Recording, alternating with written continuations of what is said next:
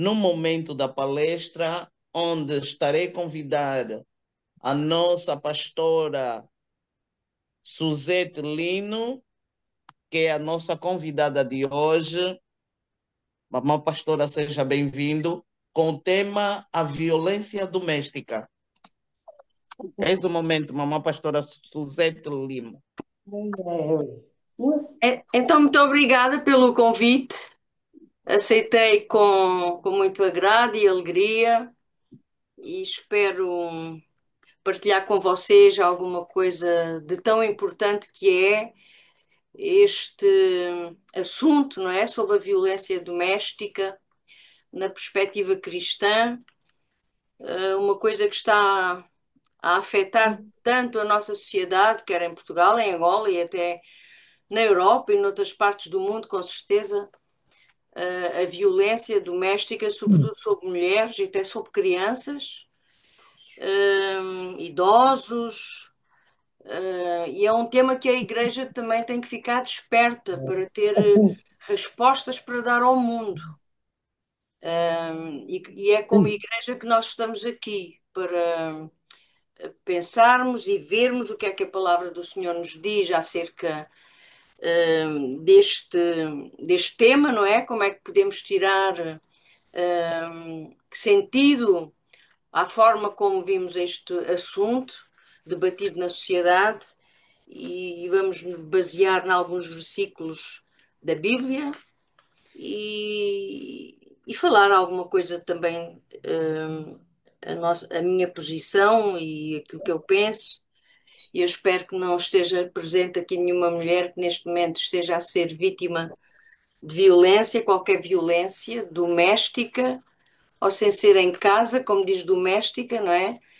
Mas pode estar a ser maltratada no seu trabalho, e nós vamos pensar muitas coisas sobre isso então.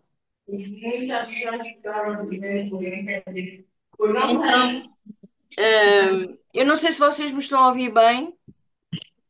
Estamos, Vamos, Sim? sim. Pronto, vamos sim. só tenho pena de não ver as vossas caras, que eu gosto de falar olho no olho. Mas Meu pronto, olha, Deus. eu vou começar por este Vamos ouvir, sim, versículo senhora. bíblico que diz Quero assim: ver nossas caras. Eu quero, Ai, ai, ai. eu quero mesmo. Então vamos Faremos um ouvindo. convite para vir à Bem, nossa igreja. agora estou com o estudo. Eu vou começar por este versículo. O amor não faz mal ao próximo, de sorte que o cumprimento da lei é o amor. Isto está escrito em Romanos 13:10. A realidade dura e crua, dados sobre a violência doméstica em Portugal e em Angola, é de assustar. Crimes registados é um horror.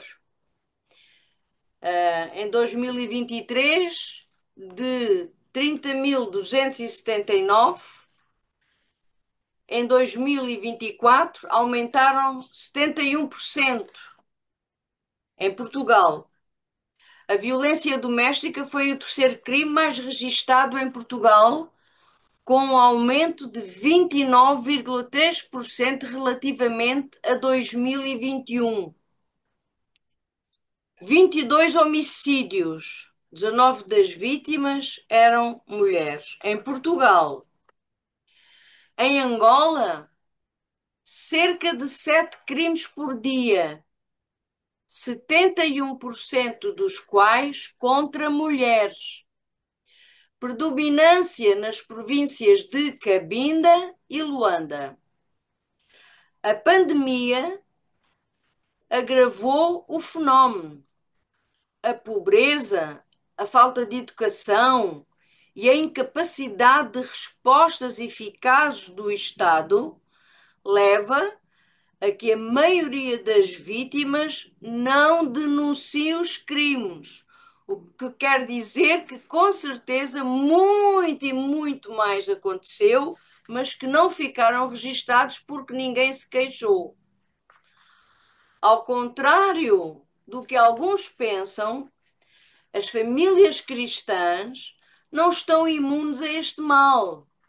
A realidade mostra que a violência doméstica também acontece dentro das nossas paróquias. Não haja ilusões, porque como a igreja é feita de pessoas e a violência acontece com as pessoas. Por isso, dentro das nossas próprias igrejas, há mulheres e homens a serem violentados. Alguns líderes religiosos tentam abafar o escândalo em nome da fé e de uma interpretação equivocada da Bíblia, e daí resulta sempre a continuação do ciclo dos abusos. É calar para não dar a demonstrar, porque nós somos especiais, somos cristãos, temos um testemunho de dar de Cristo. Então, come, levas e calas, não é? Mas nós vamos adiantando e vamos ver aonde é que podemos chegar sobre este assunto. O que pretendemos hoje é expor essa ação pecaminosa à luz das Escrituras, de modo a demonstrar que a vontade de Deus é sempre de vida, de liberdade, de dignidade e amor saudável, nunca de opressão e violência. Formas de violência doméstica. A violência doméstica não é apenas uma discussão normal. Quantas de nós não temos tido dentro da nossa própria casa discussões e às vezes bem acesas, não é? Mas isso não é o normal. Acontece por alguma situação e marido e mulher são dois seres tão diferentes. Às vezes um pensa de uma maneira, o outro pensa de outra, outro agiu de uma maneira, outro agiu de outra forma, magoou o outro com o que disse, com o que... Pronto. Não há casa que não reine de vez em quando uma discussão. Mas é um padrão de comportamento usado para controlar, dominar e intimidar o outro. Isso é que já não é normal. Porque se houver uma discussão, um desentendimento numa família, é uma coisa. Agora, ter isso como padrão normal do dia a dia, um comportamento usado para controlar, dominar e intimidar o outro. Violência física. A forma de violência pode ter vários aspectos, não é? Ou várias formas. Uns empurrões, e acompanhados de umas palavras que criam, às vezes doem mais que os empurrões, umas bofetadas bem assentes, socos, pontapés. Tudo isso é uma violência física e isso acontece em muitas mulheres, e eu digo muitas mulheres e muitos homens, porque vocês sabem que há uma instituição que é do apoio à vítima e nestes últimos anos eles recebem também queixas de homens que são violentados pelas suas mulheres. Uma coisa que era difícil compreender isso, não é? Mas acontece. A violência psicológica e emocional, a humilhação. Este comer hoje está uma porcaria. Não cozinhas nada como deve ser. Insultos. Não sabes falar.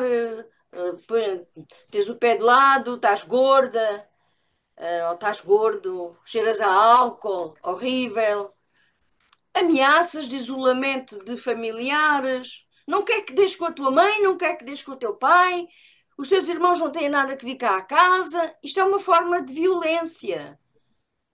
O controle excessivo, a chantagem emocional. Uma mulher que se sinta controlada. Onde é que foste? A que horas viestes? Porquê é que demoraste tanto? O que é que andaste a fazer? Com quem falaste? Isto é uma forma de violência. A chantagem emocional.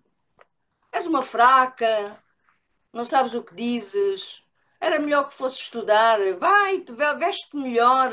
Isto é uma violência emocional que causa muitos complexos, muitas vezes, de inferioridade nas mulheres.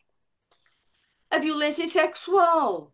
Obrigar a parceira ou parceiro a ter relações sexuais contra a vontade é uma forma de violência. O casamento não é um contrato de posse sexual. Quantas vezes a mulher não se sente bem, não está disposta a ter relações sexuais e é obrigada. E isso machuca muito uma mulher, por várias razões. Muitas vezes, mulheres mais novas, vamos supor, daqueles dias antes de acontecer o período menstrual, muito nervosas, incomodadas, que nem sequer pensam nisso e não têm prazer nenhum, mas são obrigadas, e isso castiga muitas mulheres. Por isso eu digo, o casamento não é um contrato de posse sexual. O ato sexual deve ser de acordo com os dois.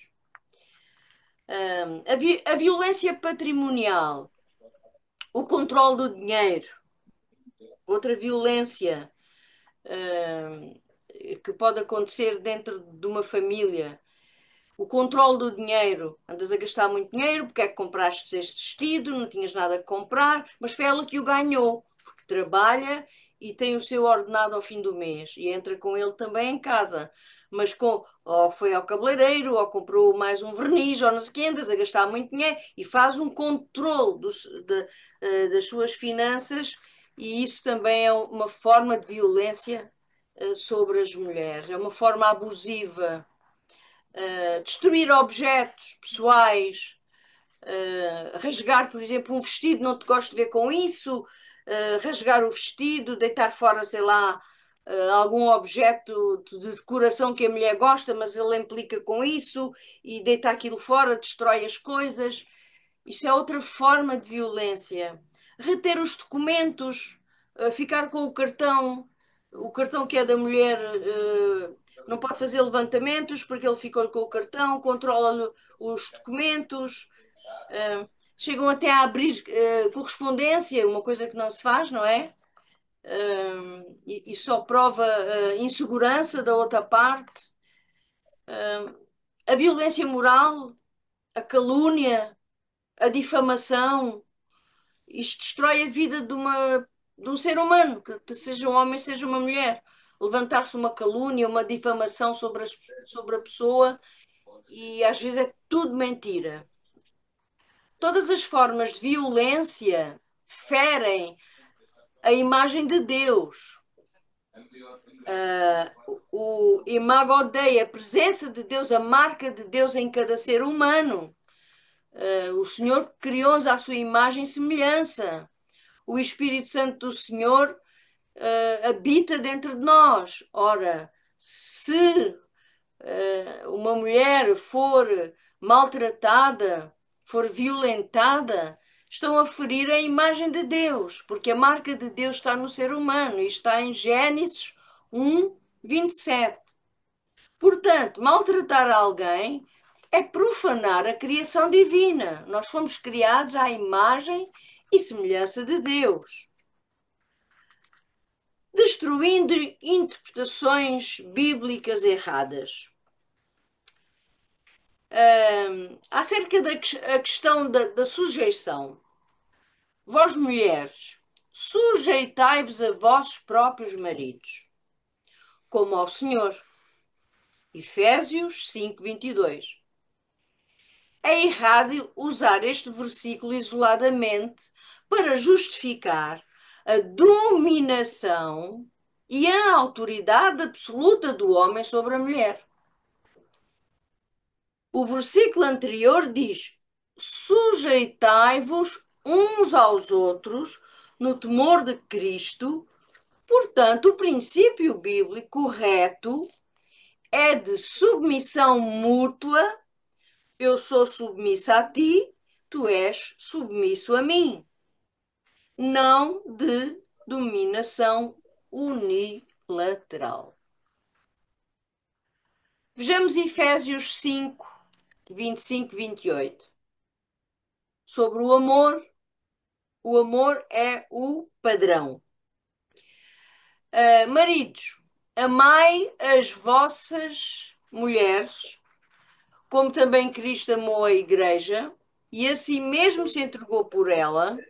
Ou seja, o modelo de amor do homem é Cristo crucificado. Um amor de sacrifício, serviço e proteção. Um amor que dá a vida, não que tira a vida ou sequer a dignidade. Vejamos ainda Efésios 5:33. Cada um de vós ame a sua mulher como a si mesmo. Eu vou repetir. Cada um de vós ame a sua mulher, não as suas mulheres, como a si mesmo. É impossível amar a si mesmo e agredir a própria esposa. Eu não sei se nem todos os irmãos sabem, eu tenho um trabalho social e recebo muita gente vinda de África que vem pedir ajuda. E quando nós fazemos o processo para a pessoa ficar fidelizada com a instituição para receber a ajuda, nós precisamos de saber o que se passa com a pessoa para estar a pedir. A maioria delas estão em Portugal, mas os maridos não estão. Não são casadas. Eles têm outras mulheres. Eu tenho um projeto que é o SOS Bebé. Muitas mães chegam ali com o bebé e não têm elementos do pai. Porque o pai, quando sentiu grávida, deixou-a. Então aquela criança não tem nome de pai. Muitas vezes é o pai da mãe, o avô, que toma e dá então o nome à criança. Isto é um problema muito grave em África, porque poligamia não está na Bíblia, não é? O homem tem que ter a sua mulher, constituir a sua família, ter os seus filhos. E o que eu vejo, aqui em Portugal não há tanto, não é? Mas com certeza que há por aí muita gente também em situações semelhantes. Mas é uma cultura que a própria igreja tem que ensinar muito logo de crianças, às crianças, na escola dominical, que tem que ter um marido. E aos meninos ensinar-lhes que um dia que casem têm que ter uma mulher. Porque realmente em África a cultura ainda está muito enraizada nesse aspecto. Portanto, a submissão bíblica é uma submissão voluntária. Eu sou submissa porque eu sinto que sou amada, porque eu sinto que estamos a construir uma vida juntos, porque eu sinto que ele ama os meus filhos, porque eu vejo que eu cumpro com os deveres da casa. Então eu não me importo nada de ser submissa. É voluntário, porque eu sou bem tratada e eu aceito ser submissa no contexto de um amor sacrificial. Quando o marido é violento, ele quebra completamente este pacto e a sujeição não se aplica a situações de abuso. Como é que uma mulher se pode sujeitar a um homem que a maltrata? Não pode. O que diz a Bíblia sobre relacionamentos? Relacionamentos saudáveis, amor incondicional. A Bíblia diz que o amor é paciente, é benigno, o amor não arde em ciúmes, não se ufana ou não incha, não é pavão, não se ensoberbece, não é vaidoso, não se conduz inconvenientemente, não busca os seus próprios interesses, não se irrita, Não leva em conta o mal sofrido. Tudo sofre, tudo crê, tudo espera, tudo suporta. Está escrito em 1 Coríntios 13, 4, 7. A violência é o oposto do amor. Tem que haver respeito mútuo. Cada um de vós ama a sua própria mulher como a si mesmo, e a mulher respeite o seu marido. Efésios 5, 33. O respeito é uma via de dois sentidos. Eu respeito o meu marido, mas eu tenho a certeza que ele também me respeita a mim. Eu submeto-me ao meu marido porque eu sei que ele também se sujeita a mim. Então, o respeito é mútuo, tem dois sentidos. Eu a ti, tu a mim. A Igreja, como corpo de Cristo, de modo que se um membro padece, todos os membros padecem com ele. Em 1 Coríntios 12, 26 diz: a dor de um irmão ou de uma irmã é a dor de toda a comunidade. Não podemos fechar os olhos. Quando nós sabemos que alguém está a passar mal, não é? Nós sofremos, porque a palavra também nos ensina. Chorai com os que choram e alegrai-vos com os que se alegram. E temos que cuidar também dessas pessoas. A ação prática na igreja neste processo de violência doméstica. A culpa não é da vítima, porque normalmente quando uma mulher é violentada, ela pensa, mas será que eu falhei? O que é que eu fiz para ter que viver debaixo deste sofrimento? Será que eu tive culpa? Mas onde é que eu errei? A vítima sofre. Aquele que sofre violência não é culpado. Nada justifica a violência. Deus não está zangado consigo. Por isso, quando você é violentada na sua vida conjugal, não pense logo, eu levei ou uma tareia, ou levei este empurrão, ou ouvi estas palavras, mas será que eu merecia isto? Tanto que eu me tenho entregue à vida, à família, mas onde é que eu falhei, onde é que eu errei para estar a viver debaixo de uma situação destas? E o que eu digo à pessoa é: procure rapidamente segurança e ajuda. Partilhe o problema com alguém de confiança, com a família, com amigos e com os pastores. Procure ajuda. Se a carga, se a violência está a ser forte demais sobre a sua vida, não fique debaixo dessa carga. O Senhor não quer isso. Não quer ver os seus filhos a serem maltratados. Procure rapidamente segurança e ajuda. Perdoar não significa ficar e continuar a sofrer a agressão. Normalmente, as pessoas dizem: mas pronto, ele naturalmente não estava bem, ou naturalmente bebeu, ou pois, mas uma vez deu com uma coisa, partiu a cabeça, noutra vez deu um encontrão, partiu um braço, noutra vez não lhe dá dinheiro, os miúdos precisam de coisas e não têm, e isso não é digno de uma mulher que se diz cristã, que tem Jesus como Senhor. Não se pode deixar ficar debaixo dessa carga. Peça ajuda em tempo útil. Mas deves perdoar. Perdoar não significa ficar e continuar a sofrer a agressão. É possível perdoar, sim, mas o perdão é um processo que pode acontecer à distância. Você pode estar debaixo de uma carga emocional muito forte e pode ter saído até de casa, procurou a ajuda de um familiar ou de um amigo, mas pode não cortar o elo com a pessoa, porque a pessoa pode dizer: eu errei e eu quero mudar, eu estou disposto a mudar, ou eu estou disposta a mudar.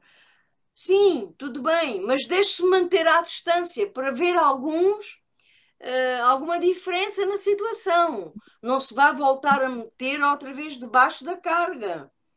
Você tem que ter cuidado da sua própria vida. Você é uma pessoa amada por Deus e tem que ter cuidado também, para a sua própria cura. Você tem que ser curada das mágoas, das feridas que têm causado essa situação de maus tratos, na família. Deus não lhe exige que se sacrifique para salvar o agressor. Não tem que se sacrificar para salvar o agressor. Preserve a sua vida, porque a sua vida é um ato de fé. Você pode ser restaurada, ele pode ser restaurado, e já depois de terem conversado muito com certeza sobre a situação, é possível sim perdoar, porque o Senhor dá-nos esse sentimento, dá-nos essa.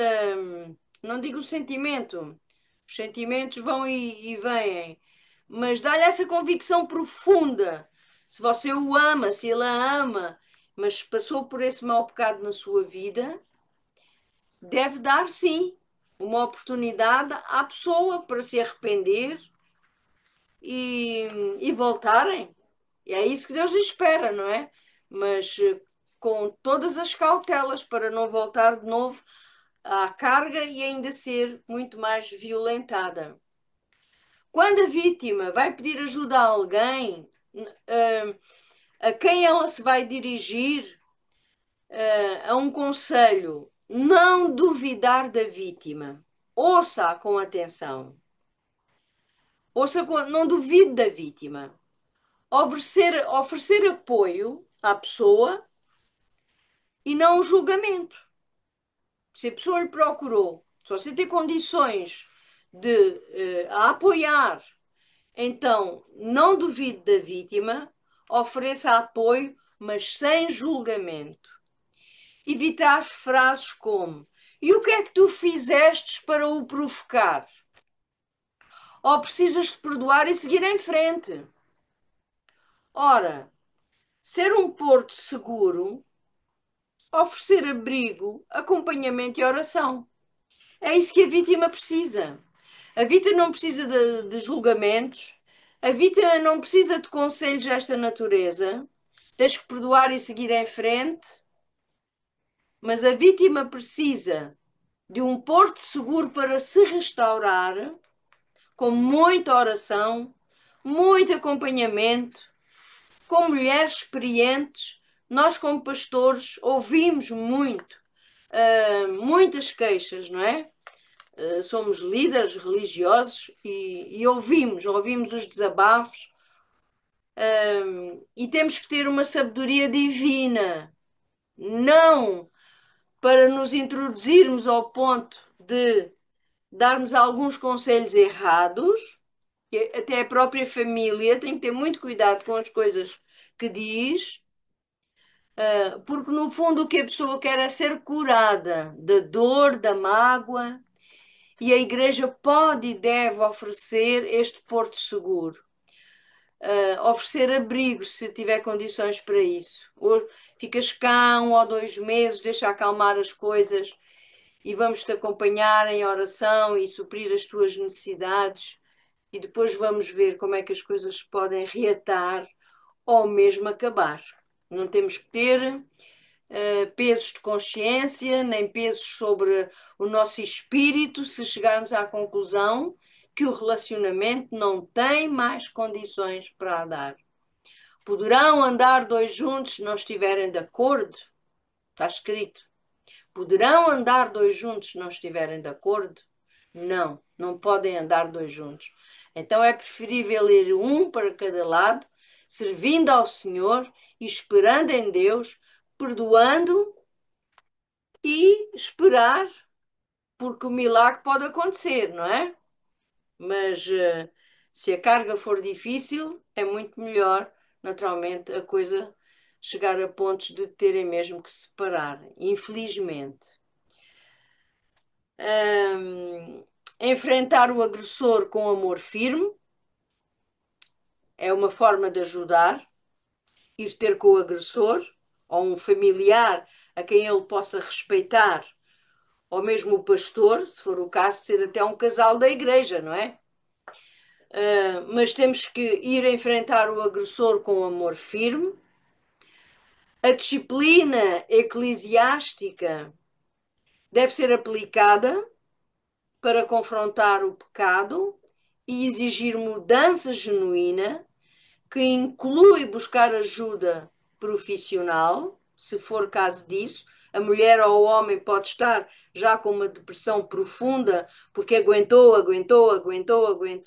até ao limite das suas forças. Então é bom que busque ajuda profissional, um psicólogo que possa ajudar, ou até mesmo aconselhamento de grupos de reabilitação, porque não devemos morrer debaixo da canga. Deus não quer isso nas nossas vidas. Deus é amor. E eu vou concluir.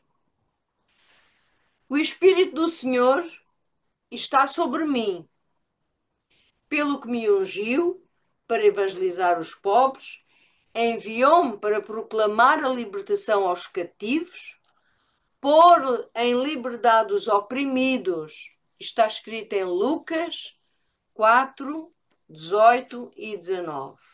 O Evangelho é libertador. E ele enviou-nos a proclamar libertação aos cativos, aos que estão a ser abusados. É nosso papel da igreja. A igreja não pode ficar a fingir e a olhar para o lado que não sabe, que não vê, mas que é assim. Não, não podemos ser. O Evangelho de Jesus Cristo é uma mensagem de libertação. Libertação do pecado, libertação da culpa, do medo e de toda a forma de opressão. A violência doméstica é uma prisão.